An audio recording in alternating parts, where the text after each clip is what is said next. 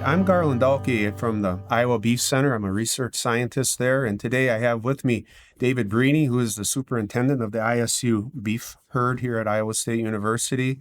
And we're going to be talking a little bit about the swath grazing that's been going on at the university here. We've did a little research project with it, but it's also kind of just become mainstream cattle care for wintertime. And so when most people are thinking about feeding cattle, we're thinking about grazing cattle in the middle of winter. Is that an accurate assessment, David?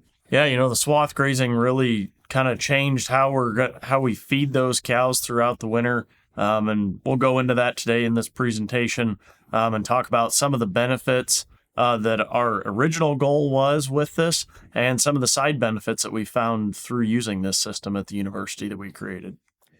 So, as I say, it's sort of a winter feeding strategy to lower feed costs, lower labor, and increase net return per cow, which all sounds good. You can see a few pictures there, one from Canada. We're doing it looks the same way here at Iowa State. We're using the Gallagher tumble wheel fence posts with a hot wire holding them in. And you can see when we graze, we're grazing perpendicular. The wire is set perpendicular to the windrows that we're putting out. I'll let David talk about it because he's on the front line day in, day out doing this. And I'll just let you comment on this a little, David. Yeah, so when we first started doing this, my first field that I did this on, I actually decided that I was going to graze parallel to the swath with the wire. And what I noticed is that those cows tend to run down a lot of that windrow, and then I didn't feel you get a good enough utilization on it. Also, every time we move that wire, those cows are having to figure out where that windrow is every time. By grazing perpendicularly, every time we move the tumble wheels, the cows just continue on when we advance that wire. So I really moved to grazing perpendicular to the windrow with that poly wire that we're going to move every day. So each move is just a continuation on. We also increase the total amount of windrows available for those cows. We can space them out a little bit further with that area that was mowed in between.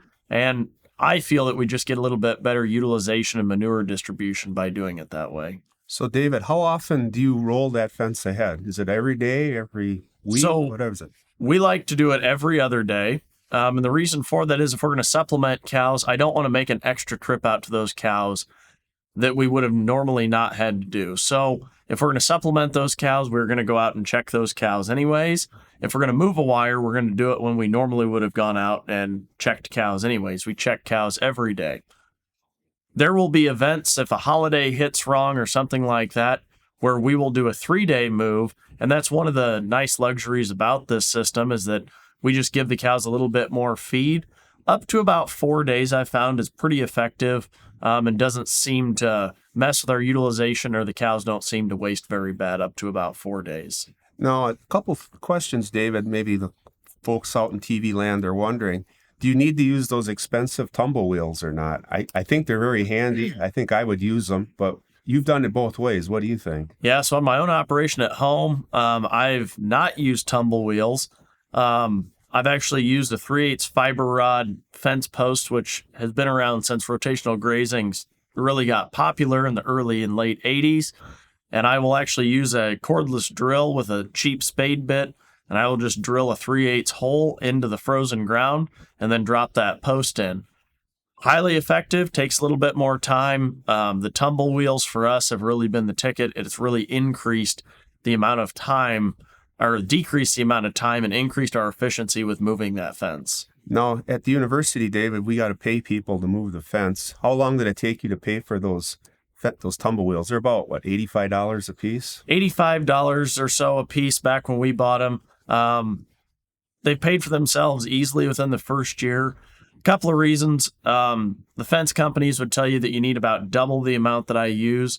I'll stretch that wire out about 80 to 100 feet in between those tumble wheels. Our grazing lanes are usually going to be about 600 to 700 foot wide. I believe our widest one is about 800. So we're only talking 8 tumble wheels in there.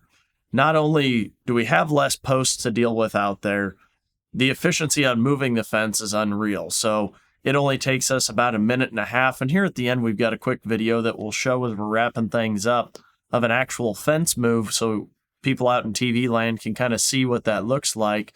But minute and a half to move 700 foot of fence. There's no way I could do that or even come close to doing that with the old method of fiber rod posts. And I think one more question folks may wonder is when you set this up in terms of water and how you set up your grazing pattern here, how are you doing that? Yep. So one question that I'll get quite regularly is, do we have a back fence on this? No, we do not have a back fence. None of this crop is going to regrow. It's not like a grazing situation that we would normally think of during the growing season. So we let those cattle back graze over all the swaths that they've already been over. So it lends itself very handily for us to graze away from our water source and let those cows just travel back to water. That's also where we'll situate a windbreak if we need to set out a windbreak. It's kind of around that water source. And then those cows will just travel out to graze every day, kind of on that front line where we're advancing that wire, and then just travel back to water every day. Okay. So here I got a couple of pictures, and everybody else has their machinery put away in December, but we get it out and we start mowing. This here was from 2 years ago, and same thing last year and this year. In December, this is December 6th of 2 years ago, we had an open winter and we waited as long as possible before we mowed, but we mowed it on the 6th. We raked it on the 9th. We pulled those windrows to make a big windrow so that the cattle could find the feed. And then it snowed December 11th. And we put the cows in there after corn stalks were gone. It was about right around Christmas time, December 23rd, and that's when we started grazing this. And I say every winter is different in Iowa. So sometimes we have snow, sometimes we don't have snow, sometimes we have rain, sometimes we don't have rain. But because of that weather, we wait as long as possible. So we kind of determine when it might be snowing and watch the forecast. And so we waited till December 6th here. Last year, we waited a little longer before we had to mow it down. This year, it'll be somewhere in between.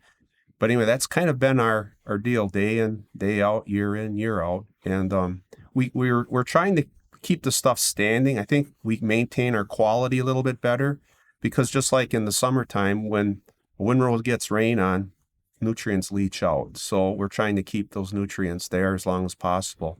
If we were in Canada, Western United States, where we don't get a lot of rain, there we probably would have cut this right away when it froze in October. And if it freezes, stays dry, that nutrient from that is just like hay in the barn, and it's ready to go, or vegetables in the freezer.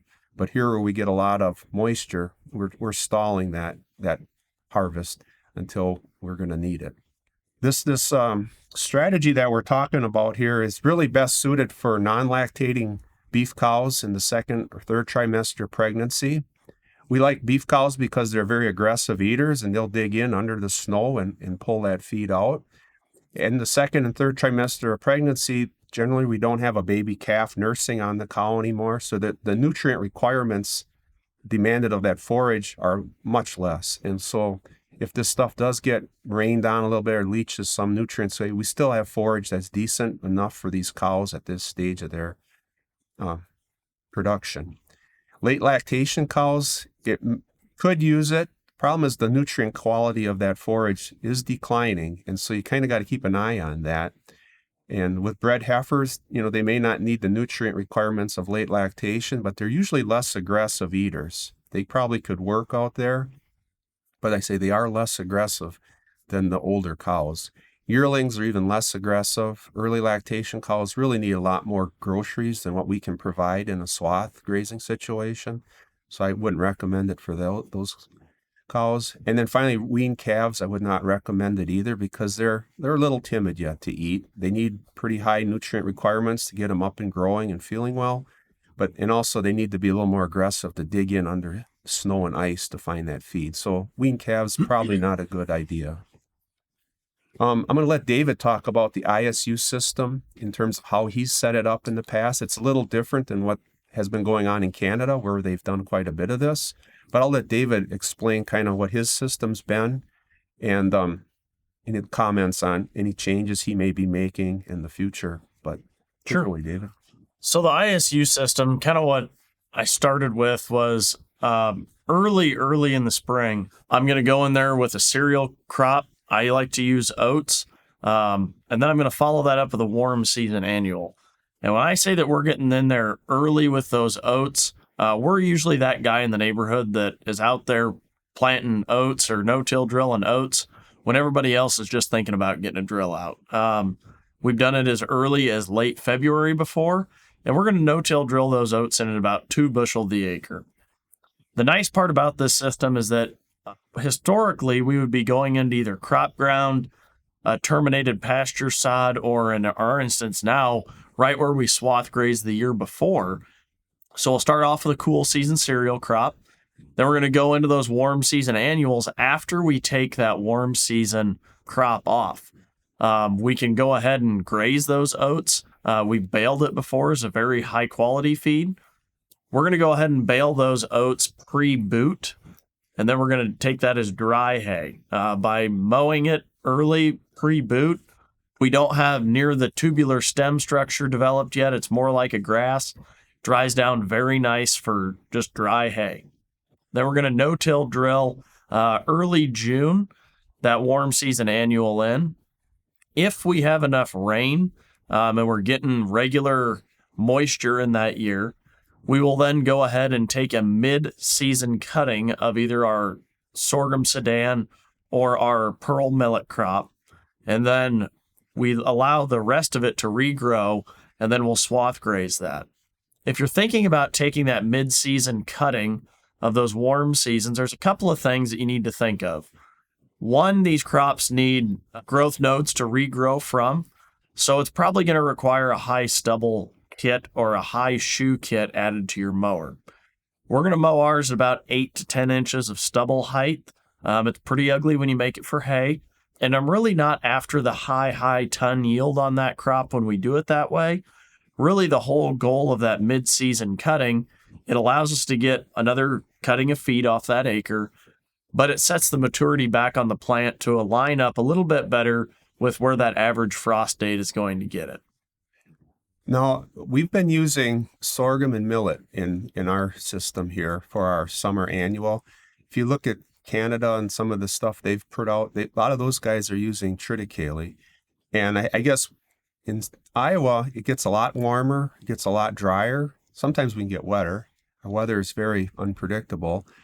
But the summer annuals like sorghum and millet seem to be a better bet year in, year out. We try to put the odds in our favor. And the data I'll be showing you here came from the year we had our derecho. We only had 1 inch of rain on top of that regrowth for that second cutting that David was mentioning here. Early on, it was fine, but then we got a derecho with 1 inch of rain, and that was all the rain we got the rest of that year. And we still had a pretty good crop. If we would have had a cool season grass or a cereal like rye or wheat or any of those triticale, I'm not sure we would have got the tonnage. And so I guess we've always kind of been leaning heavy on that sorghum and millet. And like I say, the data I'll be showing you here coming up, we had 36 acres of this drought-stressed sorghum regrowth. We had 80 cows on it, and we fed them from Christmas time through the end of February, mid to end of February. And I guess at that point too, when we start to calve at the Iowa State Farm in March, so a lot of times it's probably a good idea to maybe supplement those cows when they get really close up, or pull them off the stalks or the swaths at that time and start feeding a little bit more, or a more dense diet just to maintain good milk production.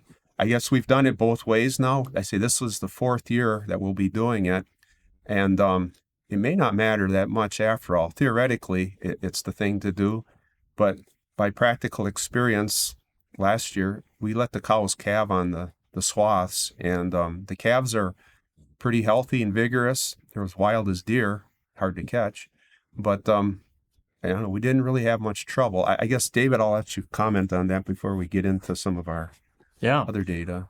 So as Garland mentioned, the regrowth after that second cutting would be what we will, in the rest of this presentation, refer to as a 2-cut system. Our 1-cut system would be in drought years where we don't take that mid-season cutting of hay, and then we allow that to be used for swath grazing later on in the year.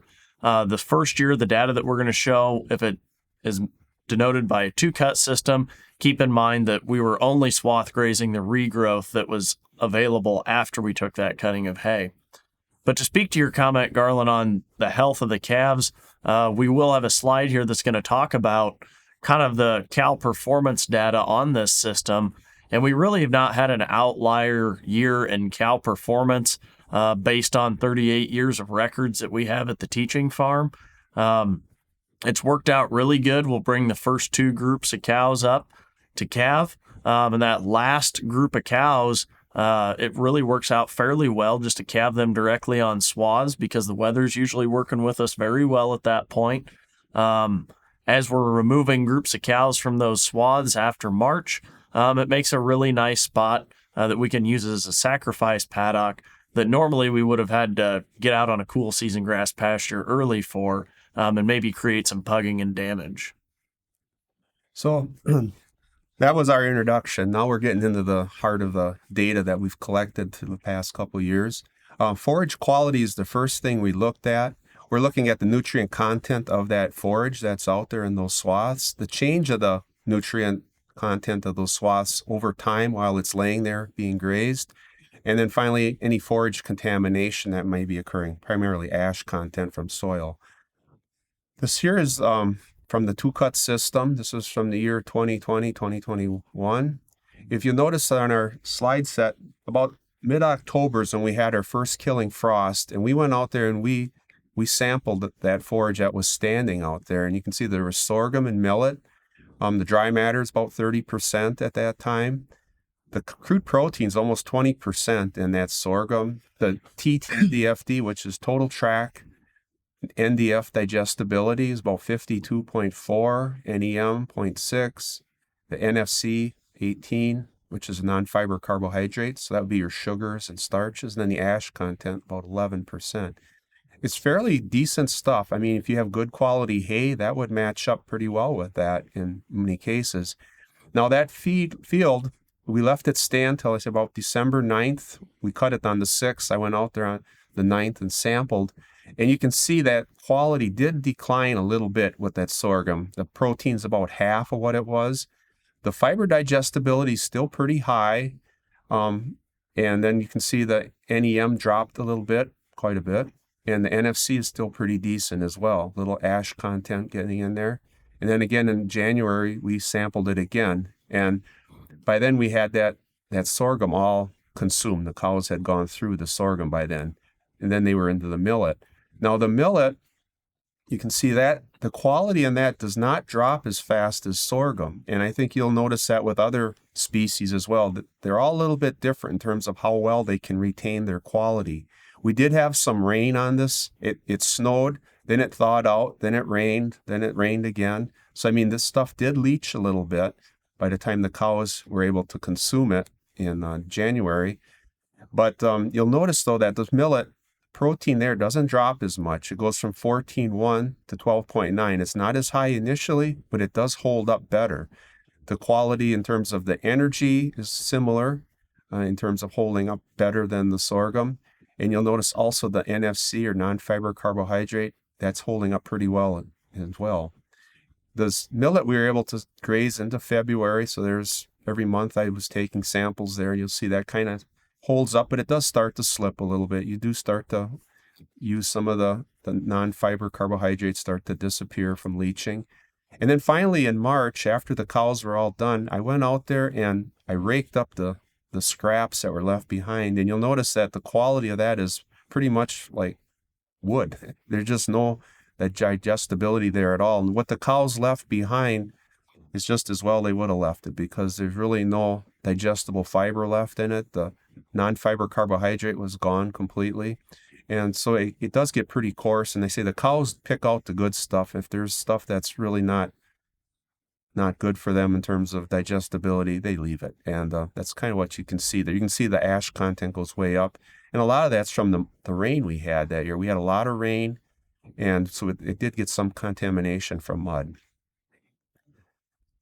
Quality continue. I say this was 2 warm season grasses, sorghum and pearl millet's what we used. The Canadian data, they use a lot of the cool season grasses and cereals, and they've noted that timothy and fescues hold their quality better than like reed canary grass. We've noticed that with pearl millet being a little better than sorghum.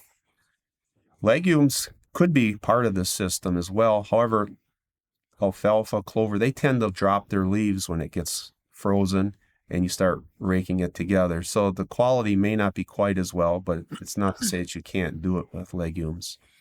As with a summertime forage, rain on the swaths will decrease or leach the nutrients. So that's why we kept ours standing as long as possible. Now here I have the one cutting versus two cutting system. So 2 years ago, we had the two cutting system we had data from. Last year, we did just one cutting, and we had a fairly dry summer, and we just left it grow through, and then we just cut it once, one big crop. You'll notice that one cutting, this is about the mid-October when we cut it, was about 9.5% crude protein versus the two cuttings, which was close to 20% at 19.64. So you can see that kind of drops right in half, and that one cut sorghum is similar to corn silage in many ways in that regard. The total track NDFD is a little bit less in the one cut sorghum, and that I guess is expected because that plant is much more mature than what we would have in the two cutting system where it's all vegetative. The NEM or net energy for maintenance is fairly close, but a little less because of the digestibility being less of the fiber. Then you'll notice the NFC, and that would be the non-fiber carbohydrate. In that one cutting, the seed heads in the sorghum are mature, and so therefore we get a fairly high level of starch, and that's contributing to that high NFC number. Now the cows can use that if there's enough moisture in the swaths to help the little berries swell and break, then the cows can get some good out of that. If it's a real dry year and the cows eat it, a lot of those berries will just pass through the cow undigested. So one thing about a swath, when you do start getting snow, those seeds will start to fill with water and swell, and I say the cows can do that and use it. The second data at the bottom is millet. Same pattern exists. Your crude protein's about half with only a one cut system versus the two cut. The total track NDFD is similar as well to the sorghum. The net energy for maintenance is fairly close as well in terms of the pattern that's developing there. And then the NFC, because there also you have a mature seed head, and so you have quite a bit of starch accumulation in that, contributing to that NFC. Now, with that one cut system, I just took it one more step to show you that just like with the two cut system, where your protein's about half from the time it freezes to when you finally cut it in December. The same thing with sorghum in the one cut system. It cuts in half. So from 9.7 to about 5.7 is what we saw. But you'll notice the total track NDFD, that fiber digestibility, holds right in there, right where it was 2 months earlier. So that's kind of an interesting thing that happens. You do lose a little NFC because some of those berries shatter when you start handling this stuff. And so just things to be aware of. But I guess I will point out that in all these cases, it still was adequate feed for these cows in their second and third trimester. So they didn't suffer at all in that regard. Here's the two cutting system where we had to rake the windrows together because there was a drought year when we did that. So we have about 23 feet of feed brought together, and you can see where the arrows are pointing to where the windrows are. The year we had the one cut system, we just cut it and we didn't even rake it. I think you may want to consider raking it though, because you do leave quite a bit of stuff on the ground. Some of it does compress a little bit and you do leave it there. So you may want to consider raking it anyway. This coming year, we'll be measuring that at the McNay Research Farm. Some of it will be raked, some of it won't be raked. We'll kind of see what the differences were. So I guess that was with our forage quality. Now we're going to get into forage utilization. And you'll see in the picture here, the cows are picking it through. And really, this is a day or two after we move the cows ahead. And what happens is the cows, the first day, they'll dig into those swaths, pull out all the loose stuff, eat it up. And then as David mentioned earlier, they can always go back and regraze where they've been. And in some ways, that's kind of nice because you can see there's snow here and we get a lot of ice as well in Iowa. And a lot of times that bottom bit of forage does freeze down, but as you expose it, the sun melts that ice and the cows can go back and pick that up. And that really helps contribute to good forage utilization. It's not all wasted. So, and there's a few other things I think that go into this equation because this is the big game changer in terms of winter grazing that we don't see in stockpiled or intensive rotational grazing in the wintertime. I have some Canadian data I dug up, and they were getting 65 to 90% utilization of the forage. Their windrows are big. They were 3 foot wide, 18 inches high, and they had 0 to 2 feet of snow cover on these windrows, and they were getting this utilization. At Iowa State, we've been measuring that. We've been getting about 70% utilization. Our windrows weren't quite as big on the years we've measured that because of some dry weather. So they were about 2 feet wide, 9 inches tall. But we grazed through mud, ice, and a foot of snow, and we still were getting this kind of utilization. So I guess that's a kind of a big deal because in the past at Iowa State, we've done some winter stockpile grazing, and the researchers that were involved with that, they've noted that generally it's around 40, mid-40s for winter forage utilization. One year they hit 60%, and the year they hit 60%, it was a very tight daily move, and it was an open winter, no snow. Now, when you start adding snow to the equation, or if you move them not as often and you give them more room, you're going to have a lot of trample loss, and a lot of that forage will be lost under the snow. So they're getting only maybe 40% utilization. So this is a big deal because this is for deep snow. This is for harsh weather. And I say the cows can pretty much help themselves. I don't know, Dave, do you have any comments being your experience with that? As well as the utilization was kind of the biggest surprise when we started doing this. How much of this they were going to utilize, what the utilization in the early years when I started implementing this was kind of a question. Mud does not seem to be near the challenge that we originally anticipated it to be. Ice and snow, completely unlike a stockpile graze situation or a tight rotational graze, or even grazing a standing crop left in a field. It's definitely not the same because you've got all that feed packaged into one really nice package for them to find. So even if you have a 1/2 inch of ice over the top, they bust into that initial windrow and then they go to grazing just as normally as they would eating out of a feed bunk in a dry lot. So we have not found that ice and snow really affects it of any statistical value thus far in this project at all. So on this slide, this shows from the year we had the 2 cutting system, and I say it was a drought year. So the tons of dry matter per acre were the second growth, the regrowth of the sorghum and millet. And you can see it was only 1.4 tons of dry matter for 2 of the fields, and the other one was 2 tons of dry matter per acre on that regrowth. And that's what was swathed and grazed. The tons of waste was measured. You can see that 0.4, 0.38, 0.59. Tons of dry matter that was left behind that the cows did not eat. And then the calculation of how much was actually consumed by the cows, 69%, 70, almost 73%, and then 70.5%. So we did very well. And I say the top 2, that was under 3 inches of snow, and they also had the mud and all those issues going on with those first 2 fields and did all right. That second field of millet, by the time we got to that one, we had just gotten about 1 inch of ice on top of that swath, and then we got 12 inches of snow. Then we chased the cows in, and they still did very well, 70.5% utilization. So we were tickled pink. That worked out really nice. Below it just kind of shows how we're measuring the yields. We're taking the 3-foot sections of swath, measuring the feed, calculating the dry matter across the field, and that's kind of how we come up with our yield estimates. Okay. Here is our calf data from that year. Out of the herd of 80 cows that calved, they had 1 calf that was born early and died. And we think the cow may have gotten bumped. And so, it was about 3 weeks before she should have calved. That calf was born. We found it dead. There was 1 cow that needed assistance. There was 1 calf that was born in the night, and he just was slow. We call him a dummy, but he just was a little bit slow. So maybe he was born slow or something. Something happened. We don't really know. But he just wasn't quite like the other calves. We had 1 set of twins, and all the rest of the cows were all hands-free. They took care of their calves. They raised them. All was well. They had the calf on their own. No problems or complaints. Then with calf health, they seemed to be really well there.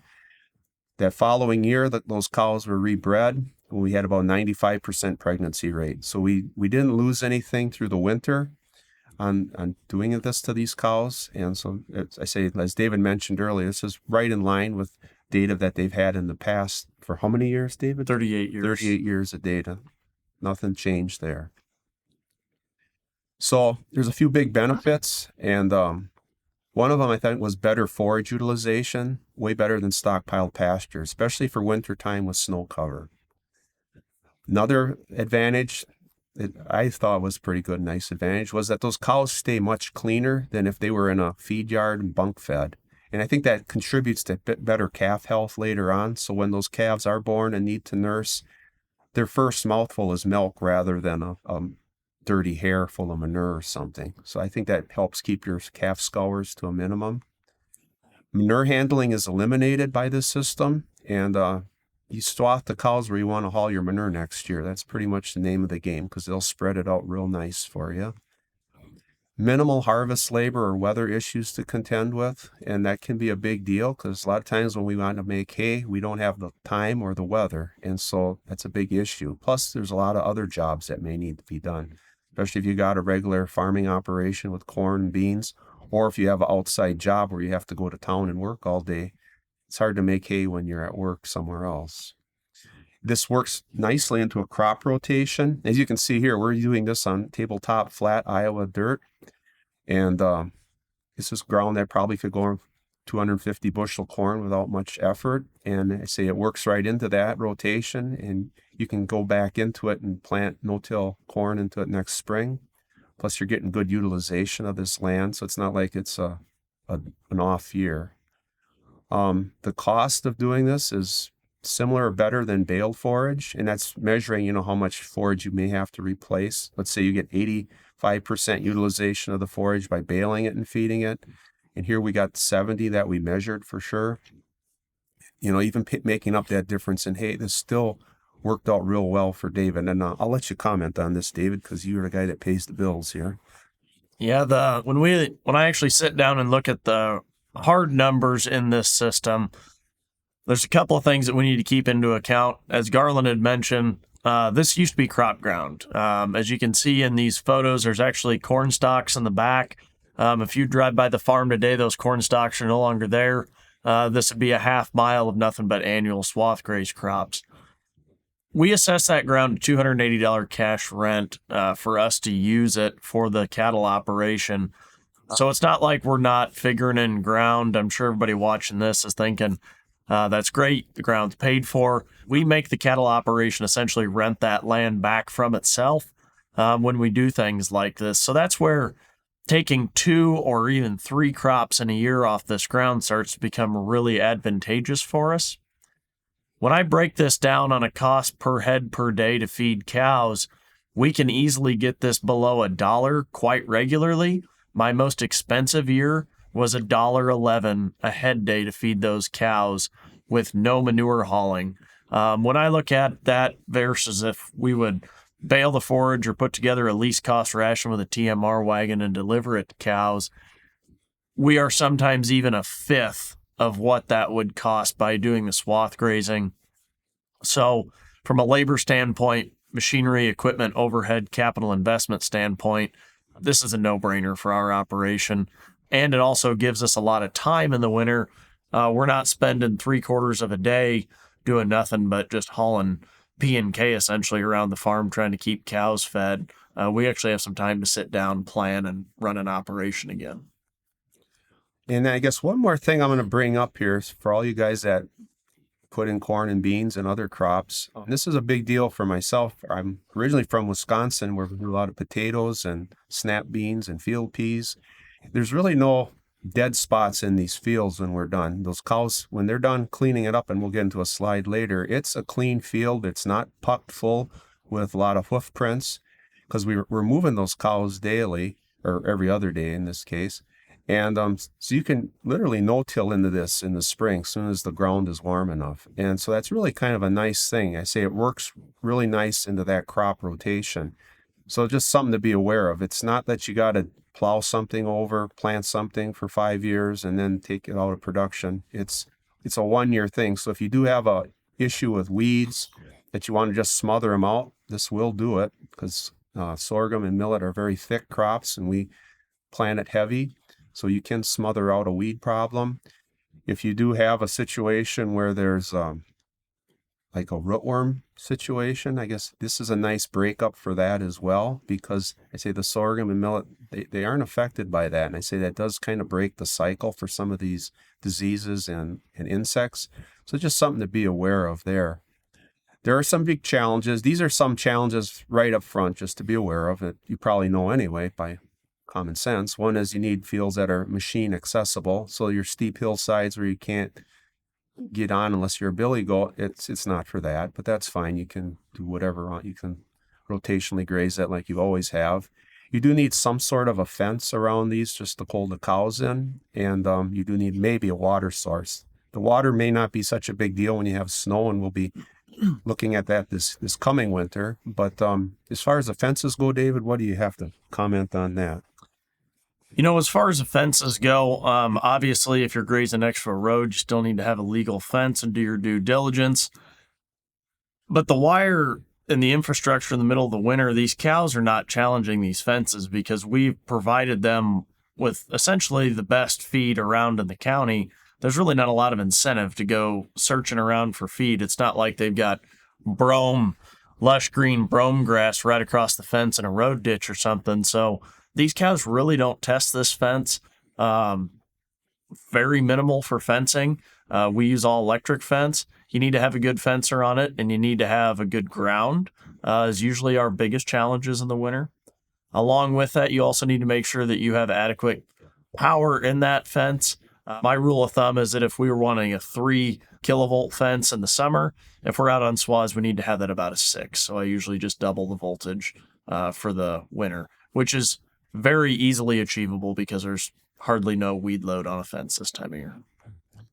Some real nice surprises that we noticed. So here's the field that those cows were on the previous winter, swath grazing. As you see, it's pretty clean when it's all said and done. There's really no damage. In spite of the rain and mud we did have that winter, these cows are on it. And you don't see any leftovers. I say those cows clean up those swaths very well. That's really a nice surprise. The snow depth and ice did not affect utilization so far. Mud, unfroze ground did not cause much of a problem. Cows seem to tolerate the wind and extreme cold very well. I think being clean and dry was a key factor. And these cows were out in 20 below weather for a week in February there, and didn't really phase them, which was nice. And I say cow behavior is also similar to rotational grazing in that when you call the cows, they come and follow you. It's not like it's a rodeo. And they say they know you're out there to help them, and they'll work with you, which is kind of nice. Cows in a dry lot kind of get a little silly after a while, and it gets to be a little more of a challenge. But when they're used to you coming out there every other day, they seem to work with you very well. Some things to consider.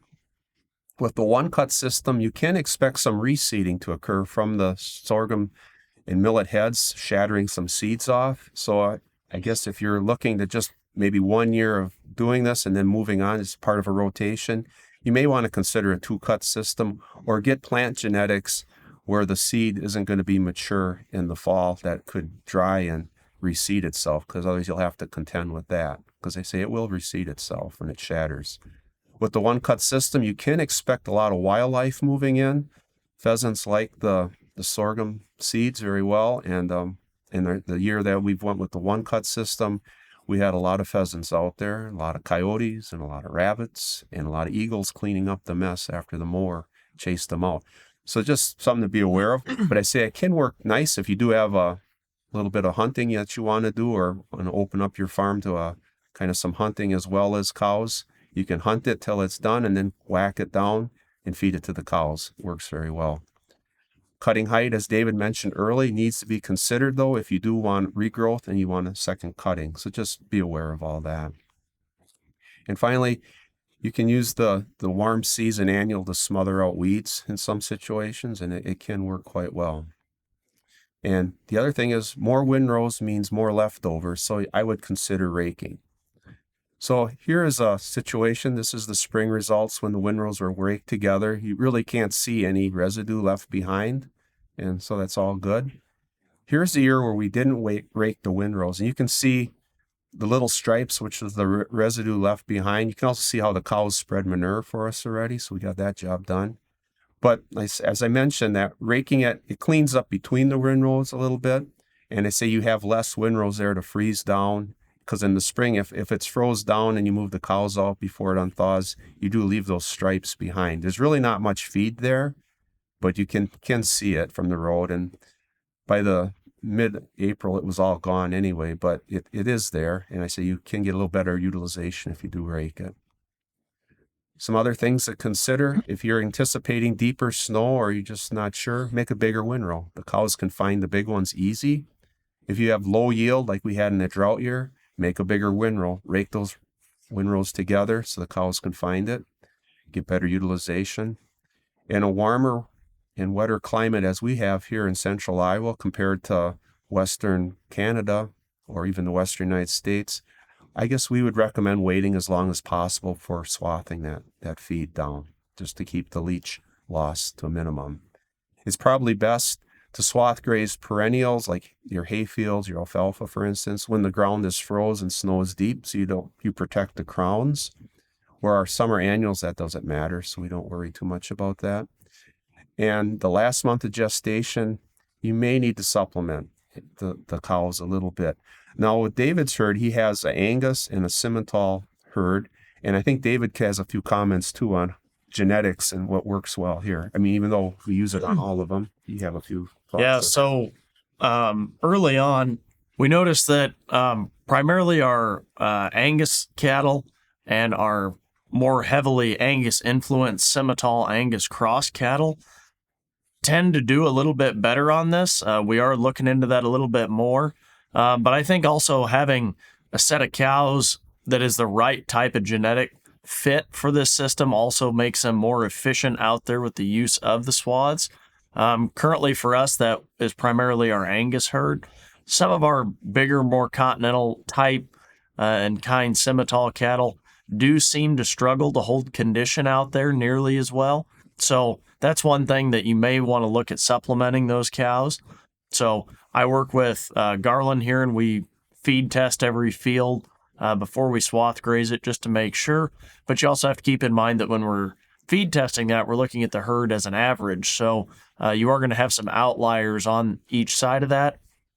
For us, that happens to be more of our continental style bred Simmental cattle that tend to just need a little bit more groceries to keep them in shape. So one thing to think of is what type of cattle you have. If you've got one really uniform herd of them, you may just need to offer them more feed to keep dry matter intakes up on them. Yeah, and that's primarily as we get really close to calving time. It's like David calves early in March. If we didn't calve those cows until April, he'd probably be fine without any supplement at all. But it's some of those cows, and I say that's the Simmentals, they do milk a little heavier, and I say the calf may be a little bigger, who knows. But that does seem to affect them a little bit. But I say a lot of it's because we're calving so early too. And I say if we could push our calving off, we could probably graze through and wouldn't have any issues at all. A few questions we're looking to answer in the coming year here. The optimum size of these windrows. And, if you make the windrow too big, the cows eat what they want, then they lay down on it, use it as a bed. Once they lay on it, they're not so keen to eat it again. So you don't want to get too carried away. They do come back and pick through it, but I guess we just don't want to waste it if we don't have to. And I guess that does bring up a nice point that when the cows do clean up the windrow, there is a little bit left behind, as you saw in some of our slides, and that is a place for them to lay, and that may help them out a little bit. I think the smarter cows figure that out, and that they probably hold their condition better, just a little warmer, gets them off the ice a little bit.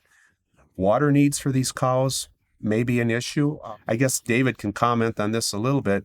We have a water fountain out there, one for all 80 cows.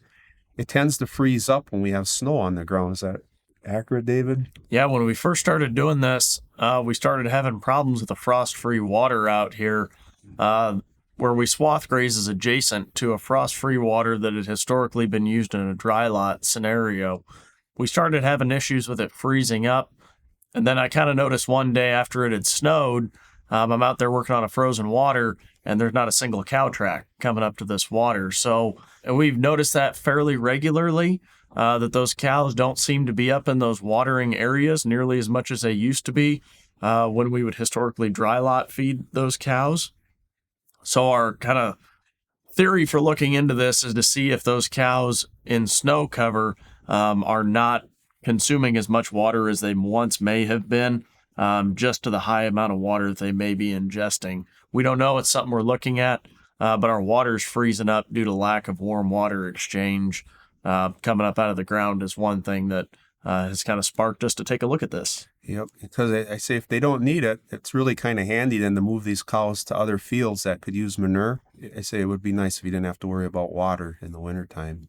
Next thing is we're going to be looking at is, is it really necessary to limit the grazing area? I know some people that just open up the entire field and let the cows graze. They really don't give us a measurement of how much forage was used versus left behind. So that's a question we may look at one of these days.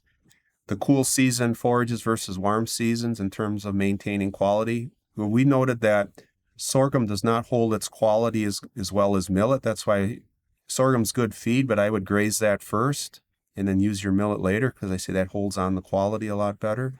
The cool season grasses, there's some Canadian data that indicated some of that. So these are things that we may want to look at going forward. The dollars and cents, really, here's kind of how it came to be. The swath grazing, we had about 82 cow days per acre on this drought year when we did this. If we would have harvested that hay, we probably could have got 98 cow days per acre. With rotational stockpile grazing, we would have had about 46 cow days per acre. So I say it's really a big game changer. We're almost doubling our carrying capacity per acre on a grazing basis by going with the swath grazing here. So that's a big deal. As I mentioned earlier that, and David did too, that, the bale forage, even though you get more cow days per acre, the hauling of feed, it becomes a futile cycle. You make the feed in terms of baling it, you haul the bales, you got to haul the bales back to feed it, then you may have to haul manure as well, depending where you fed that hay. And in this situation, it's considerably more. If our swath grazing is our baseline at 0, or to haul the bales and do that in our operation here at Iowa State, it would have been about $27 per acre more to handle it that way, over 36 acres that we swath graze. It's just kind of as a ballpark. If we would have stockpiled it, we wouldn't have had any machinery costs. We just would chase the cows up, but we would have had to bring in some hay, buy some hay. It wasn't a real expensive hay year, but still would have cost us even a little bit more than baling. So I say the swath grazing is kind of a game changer in terms of dollars and cents, especially here at Iowa State, and I think you may see that in other places as well. We really talked about all the nice things that happen, but things can go wrong. We really haven't had too much trouble, have we, David, so far? I'd say pretty good. No, our biggest fear when we started this was kind of the weather. So far, out of 4 years now, weather has actually not been the big limiting factor in this. I say that, and we've been through 2 years of drought now. It might not be the prettiest crop or the heaviest ton crop, but it has still always made dollars and cents to swath graze over baling or buying feed, which has been a really nice surprise. The only part that can get a little bit tricky is right at the end on when to swath that crop down. The nice part about where we live in Iowa is that we get a lot of freezing and thawing. So it's already had an inch or two of snow on it. It's all melted away. So we don't need to be as concerned as we would normally think. We have also swathed in about an inch of really cold, dry snow. So that's been one thing that's worked out very nice for us. So in Canada, where we kind of were inspired by doing this, there's some things that can go wrong there, and they talk about wildlife. And this is wildlife in Wisconsin, and you can get a lot of deer moving in. And they mention that they do eat the feed on you, which they do, and they like the berries on the sorghum and the millet. But they also can trample and pack the snow on top of the swaths. And that can be a problem, especially if you don't get much thawing, because it creates just like a road bed and it's ice, and it's hard to get that swath apart. We haven't had this problem. We do have wildlife, but nothing to the extent that some places have. So it's something to be aware of. The other thing is the weather and the flooding. This is in the spring. This is in us, though, thank goodness, because flooding and swaths do not go well together. So just something to be aware of. So if you're going to have flooding, swath that, eat that first, so you don't run into trouble there. Because you can't swath, you can't run the mower through a flooded field very well. It just kills it. Plus it wrecks your swaths as well. A substantial thaw after a high snow accumulation can be a problem. This is more of a up north Canada problem than what we'd have here, because usually when we have snow accumulation and we get a thaw, most of our snow disappears. It gets that warm. But where it just goes down halfway, what it can do is freeze that swath and put it into a big ice block, and that can be a problem. They say we haven't had that problem here at Iowa State at all. Excessive snow, more than 2 feet, could be a problem, but it's really quite manageable. There's no rules that say you can't feed a bale or two until the snow kind of goes down a little bit. And a lot of times when we get a big, heavy snow, we may get some warm weather and it shrinks down that the cows can get at it. David has a friend up in Alberta, and David asked him how deep the snow can get, and for his swath grazing, and what did he tell you? It was kind of interesting. About 4 feet, he said, is when they've really noticed that those cows will back off of actively digging through that much snow for swaths, and they'll take a loader tractor out and push until they hit swaths then to kind of open the access back up for them, and then the cows will go right back to digging through the snow again. So kind of some things to think about. There's some parts of the state that can get a lot of snow, but I sure have never seen any that have 4 feet of total snow cover for very long, maybe in a drift or something. Yeah, and I'd say, so along the north side of the woods, swath graze that first, move them to the south side when it starts to get late spring, when you get the heavy snows, and you shouldn't have any trouble there. Mud, we were concerned about mud. Our soil here at Iowa State at the campus farm where what David manages does have some clay in it. It's not excessive, but it has some clay. We do have some places where water tends to pool up, so mud would accumulate there as well, but we really haven't had any problems. And I think a lot of it is because of our moving those cows every 2 days, and it just keeps them moving along, and life is good. So I say mud really hasn't been a problem for us yet. A few other things can go on. I got a picture of a hay mower here. I'll let David comment on this because most hay mowers are made for summertime operation. Yeah, so the first year that we did this, we backed in the shed, hooked onto the hay mower, engaged the PTO as we normally would, without thinking at all that the folks in the hay machinery engineering business never anticipated that cutter bar to start with 8590 or 85140 gear lube in it at 15 below zero, and we promptly burned the slip clutch out of one. So one thing that we'll do now is the day before we swath, we'll actually back our hay mower into a heated shop. We have that luxury. The other thing that we've learned to do is use a tractor with a soft start feature on the PTO, and then let that mower slowly engage at a very low RPM, and then let it sit there and run on the yard for about 10 to 15 minutes to warm that gear lube up so that we can get around some of those issues.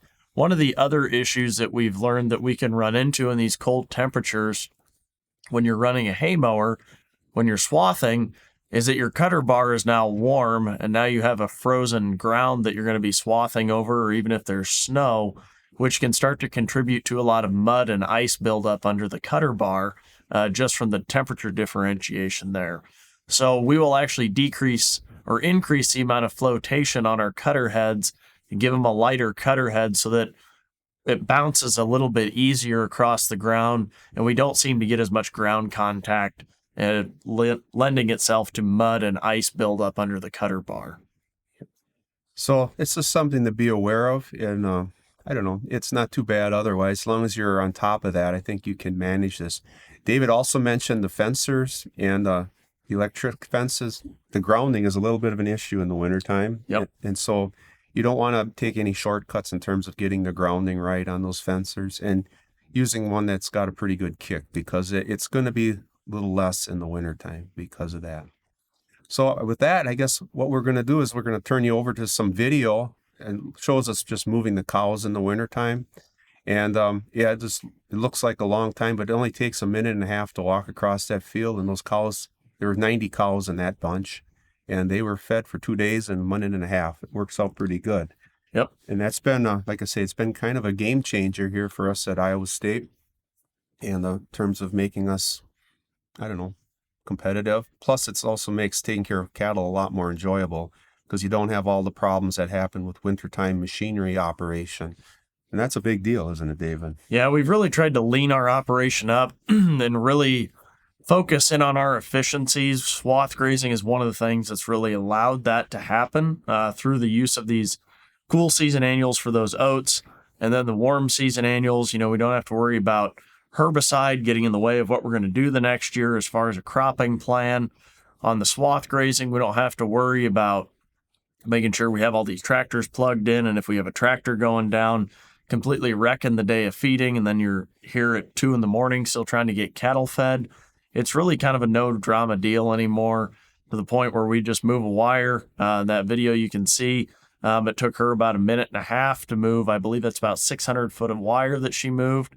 You just move the wire, check the cows. It lends itself very well if you have a job off farm, or, you want to take a long weekend vacation. You can get away for a little bit of time, have a neighbor stop by, check the water. I would sure think that you're a good enough neighbor that maybe you could talk one of your friends into stopping by and taking 1.5 minutes out of their day to move a wire for you. And the cows are in really good health. So it kind of checks all the boxes that we're going for, and it still makes dollars and cents use out of that land. So we've been very happy with it. We plan to continue it for the unforeseeable future. We like it that well. And we invite you to come to Iowa State and see it in action this winter. Come on a real miserable day, and then you can see it at its best. Right, David? Yep. The cows will be out there grazing, and you might be a little bit cold, but the nice part is that it doesn't take a long time to chore those cows. That's right. You can do it by drive-by. Yep.